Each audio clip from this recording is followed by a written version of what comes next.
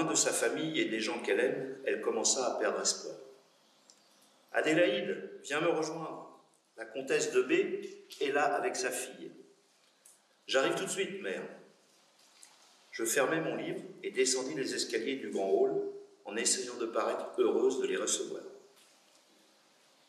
Depuis la disparition de mon père, le duc de V, la comtesse ne nous avait plus donné de nouvelles, ayant littéralement disparu de notre vie. Or, elle se présente à notre porte, comme si de rien n'était, pour nous annoncer les fiançailles de sa fille Margot avec le duc de W. Margot avait toujours été audacieuse et méchante. Pour la première fois de sa vie, elle était heureuse. Nos mères discutaient en prenant le thé. Je proposais à Margot d'aller dans ma chambre. « Ça m'a toujours fait quelque chose d'entrer dans ta chambre. C'est comme si, je ne sais pas, elle est spéciale. Cette couleur jaune donne un aspect pétillant et joyeux à ta chambre. » « Merci. Quand j'étais petite, ma mère me lisait un livre pour m'endormir. C'était l'histoire d'une petite fille sans parents. Elle rencontra un affreux monstre. Elle sut que derrière son apparence, il cachait un beau cœur. Alors le monstre la guida dans sa maison et lui fit découvrir une pièce où passer ses nuits. Cette chambre était de couleur jaune. Elle découvrit par la suite que sa chambre était en fait l'entrée qui menait au cœur du soleil. Avec cette histoire, j'ai voulu peindre ma chambre en jaune. Je voulais être cette petite fille, cette héroïne. Magnifique histoire. Margot s'assit sur mon lit, prit mon livre et commença de le feuilleter. « C'est étrange comme ton livre ressemble à ta vie. Et c'est ce qui vient de se passer. Que racontes-tu ? Ma vie ne lui ressemble pas du tout. Passe-moi le livre, Margot, s'il te plaît. Viens, nous partons. Oh !» Nous descendons dire au revoir. Dès leur départ, ma mère me serre dans ses bras, ce qu'elle ne fait jamais à part pour de grandes occasions. J'ai reçu une lettre de la part du roi. Nous sommes invités à Versailles. Qu'il apprenne à mieux me connaître. Oh, c'est génial! Et son fils Martin I a demandé ta présence.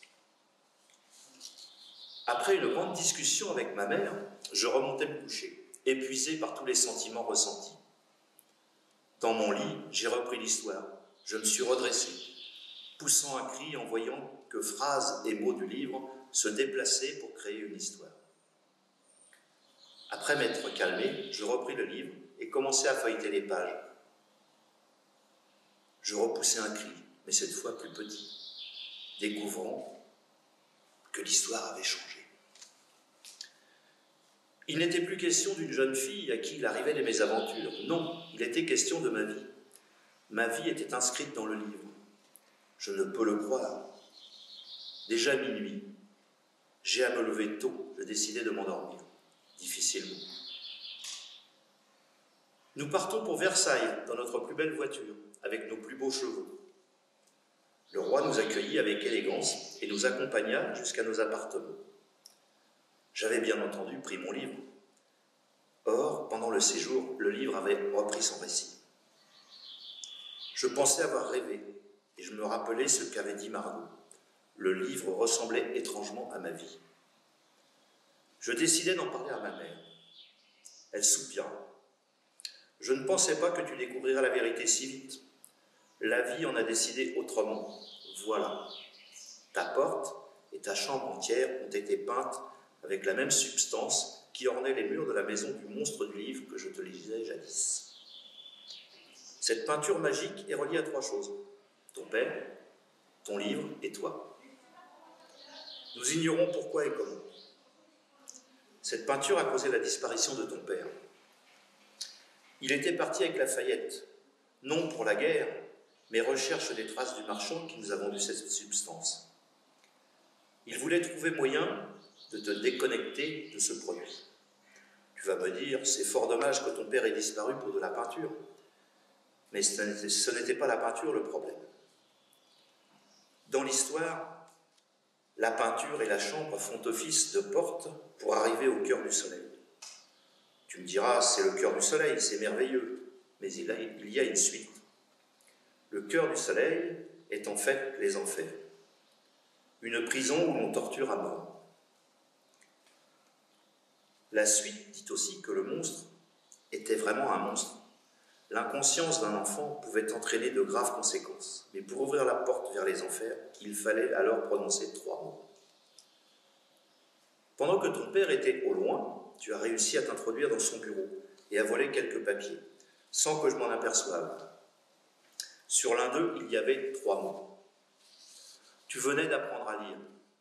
Tu es revenu dans ta chambre, tu as lu à voix haute ces mots. À ce moment-là, ton père a disparu. Un valet vint annoncer le roi. « Voulez-vous savoir la vérité sur ce livre ?»« Oui, votre majesté. » Ma voix tremblait. « Votre père fut envoyé au cœur du soleil, aux enfers.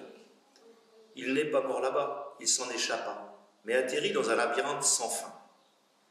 Ton père, homme très chanceux, croisa la seule créature qui passe par le labyrinthe tous les 30 ans. La créature s'approcha de ton père.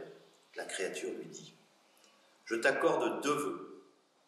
Attention, je ne peux ni te faire partir d'ici, ni faire venir quelqu'un. Pour mon premier vœu, être bien protégé, un toit, de l'eau, tout pour vivre. Cher voyageur, ton vœu soit exaucé. Merci. Mon deuxième vœu, j'aimerais le garder pour plus tard. Est-ce possible ? Je tendrai l'oreille et tenterai de réaliser ton souhait, même quand je ne serai plus là. » Des années s'écoulèrent. Il chercha tant le souhait, il le trouva. Son plan, il devait écrire un livre ensorcelé par la créature et envoyé directement à sa fille. En lisant les 3 mots sacrés, il pourrait enfin sortir des enfers. Le plan s'exécuta sans encombre. Grâce à ta lecture, ton père est enfin revenu parmi nous. À l'entrée du palais, à Versailles,